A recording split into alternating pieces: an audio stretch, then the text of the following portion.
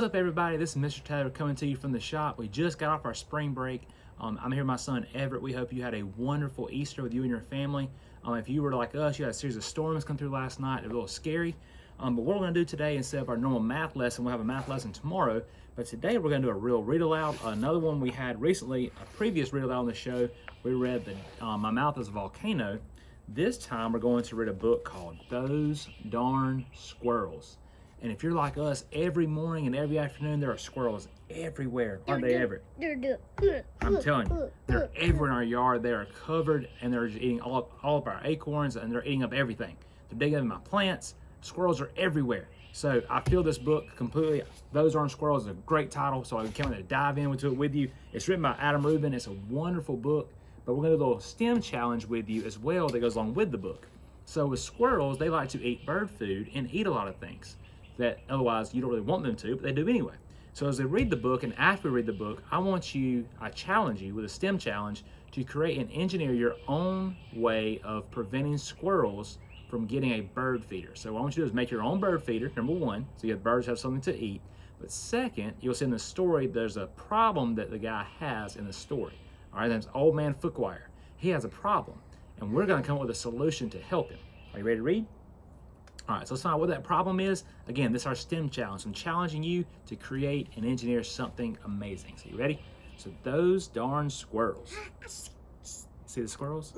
So it's written by Adam Rubin, and it's illustrated by Daniel Samari.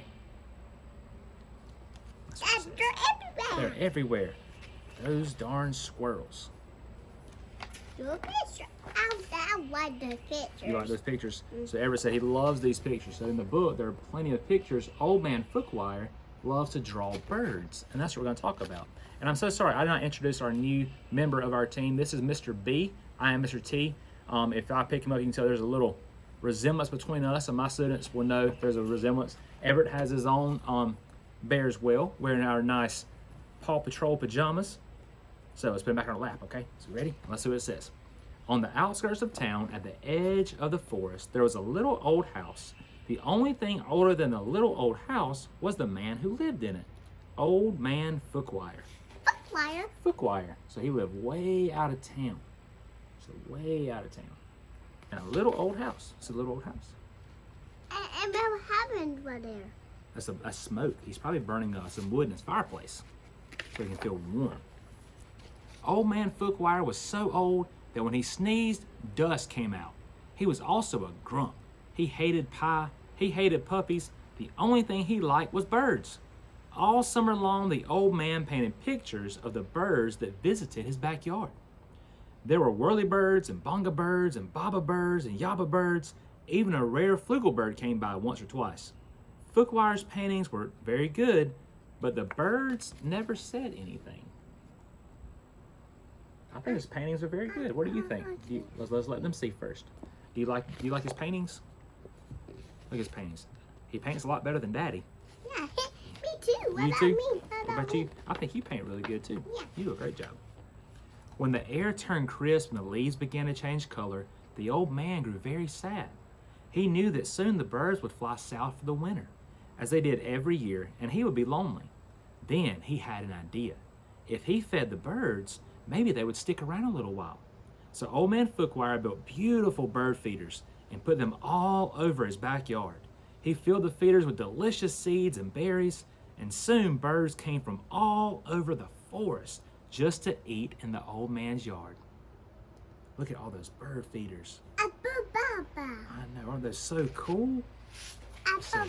So look at all the bird feeders. So again, remember your STEM challenge, create a bird feeder first. That's our first step. All right, and it can be any shape, size, as long as it can feed birds. That's the main goal.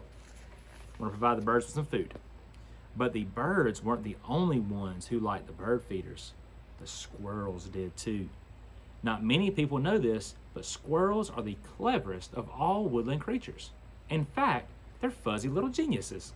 They can make a house out of a tree, a bed out of a bunch of leaves, and a box kite out of twigs, dirt, and squirrel spit. Ew, yucky. Squirrel spit. Does that sound yucky? Yeah. Yeah. They are also excellent at math. Did you know that? Squirrels are good at math. Did you know that? No. You didn't? I didn't either. I know they are clever. They're some smart little guys and girls. Winter was fast approaching, and the squirrels needed to gather as much food as they could get ready. So they decided to take some of the bird food. The birds were not happy. Neither was Old Man Fookwire. When he discovered what had happened, he shook his old man fist and yelled, "Those darn squirrels!" You do that? Say, "Those darn squirrels!" Those darn squirrels. So Old Man Fookwire is not very happy. So the squirrels have taken his bird food. He filled up the feeders again, but this time he hung them from a clothesline. Then he went back inside, confident that the squirrels would no longer be able to get to the seeds and the berries. But the squirrels were determined. They devised a plan, and this time they took all the food from the bird feeders. Yikes. Look at them. They're all in the tree, and they bent the tree down. Isn't that so cool? Why bit the tree down? They bent the tree down using their weight, so one squirrel could reach down and grab all the bird food. Yikes! Yikes! There's some smart little guys and girls, aren't they? Mm. The birds were furious. Yelled a bonga bird. "Those darn squirrels!" yelled Old Man Fookwire. Darn squirrels. "Yummy to the tummy," said the squirrels. They love that bird food. Look at their bellies. They're so full. Yeah. They ate all the bird food. Yikes! Yikes! Now it was Old Man Fookwire's turn to devise a plan.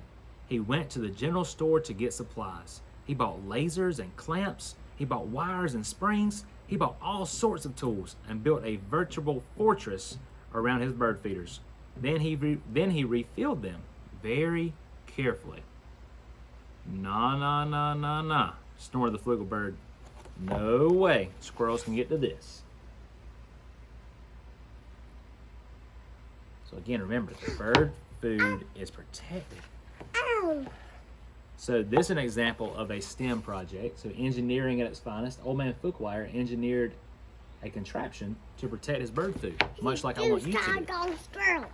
Those darn squirrels. So the squirrels stayed up all night working out their strategy. They drank cherry cola and ate salt and vinegar chips to help them stay awake. Finally, they had it, the perfect plan. They put on their tiny helmets and prepared to launch themselves into the air, over the fence, between the lasers, and onto the bird feeders. Wow. So this is a very important step of the engineering process. So as you design something, you have to have a plan, a blueprint. As you do that, that will help guide you in the making of your project. So always draw your project out. Even if you're not much of an artist like me, it still helps to sketch out something to give you an idea of where you need to go. They tried their plan. The first squirrel hit a tree. The second squirrel went too high and landed in a bucket. And the third squirrel, oh goodness, sailed clear over Old Man Fookwire's house. Yikes! Can squirrels fly? No. No, some squirrels, there's a flying squirrel. He glides through the air. Wouldn't that be cool? To glide through the air. The birds laughed and laughed. They each had one delicious mouthful of seeds and berries from the old man's feeders. Then they flew south for the winter, just as they did every year. What's he Zip, eating? said the flugel bird. What's he eating? He's not eating, he fell in the paint can. Isn't that silly? He said, wow! He said, woo! But now all the birds are gone. They flew south for the winter. And he got stuck in a stupid Yeah, pan. and the squirrel got stuck in the paint can. After the birds left, Old Man Fookwire was so lonely, just as he was every year. He fixed himself some cottage cheese and pepper, his favorite snack. But he was still lonely. When he looked out the window, the squirrels could tell that he wasn't happy. "Go away," shouted the old man. "I don't like you squirrels." He was being mean, wasn't he? Why was he mean? He just didn't like the squirrels because they took all of his bird food. Uh-oh. Uh-oh. Let's see what happens, though. The squirrels held a meeting deep inside a large tree, and they decided to give the old man a present to make up for taking the seeds and berries. Now, not many people know this, but squirrels are not only fuzzy little geniuses, they also collect just about anything they find. These squirrels had a vast stockpile of spectacular junk to choose from. But what would Fookwire like? Bottle caps, popsicle sticks, postage stamps. Finally, they had it. The perfect gift. What do you think they're going to get Old Man Fookwire? See. What kind of gift did they He give say, those squirrels. him? He's saying, those darn squirrels. Well, the squirrels going to give him a gift. Let's see what they do. The squirrels stacked all their loose change on Old Man Footwire's doorstep. There were dimes and pennies, nickels and quarters. There were even a few tokens from Coco's arcade. It all added up to be $47.36, plus a few rounds of skee-ball. Maybe you squirrels aren't so bad, Fookwire said when he found the coins, but I still like birds better. This gave the squirrels another idea. They raided their junk collection again and got to work.